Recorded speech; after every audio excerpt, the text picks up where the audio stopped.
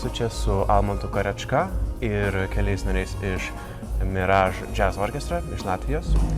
Tai Almantai, kokios emocijos tau čia Lietuvoje koncertuoti ir tau, Emilija, grįžus iš Nyderlandų?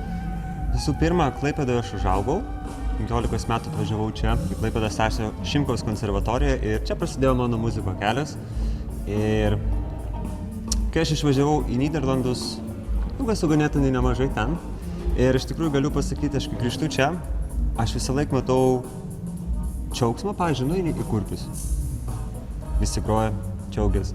Ir aš manau, viskas ir yra, bendrai man muzikos asmeninė filosofija yra tokia, kad muzika turi suteikti emociją. Ir tai gali būti džiaugsmas, tai galbūt gali būti kažkoks ir liūdesiukas, gal ir kažkokia melancholija, bet aš manau, Klaipėdoje yra labai didelė tendencija tą emociją priimti.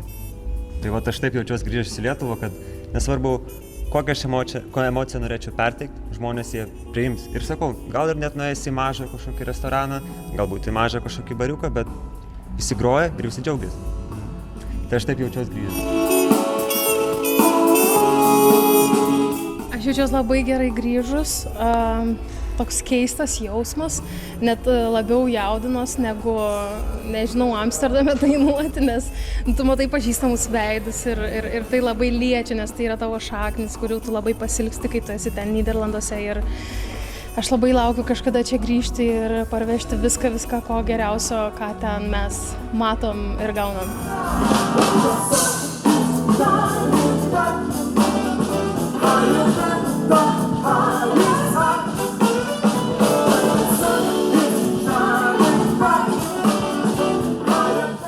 Šitas projektas groti su tokiu profesionaliu orkestru, kuris grotų visus tavo kūrinius. Taip.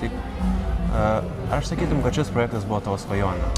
Taip, tikrai, nes ne vieną kartą yra tekę groti Klaipėdos pilies džiazo festivalyje ir iš tikrųjų mane šitas festivalis kaip ir užaugino, jeigu galiu tai pasakyti. Man teko groti ir su labai daug skirtingų atlikėjų ir tai yra labai smagu groti ir mokintis, bet kartais norisi ir pasakyti kažką savo. Ir jo, taip, didžioji dalis programos buvo rašytų mano kūrinukų, be abejo buvo ir Street Life ir visi kiti dalykai, kur irgi aš galvoju, kaip būtų fainai žmonėm irgi duoti tai, ką jie galbūt jau myli. Nes šita daina labai puikiai reprezentuoja pačią programą. Tai va.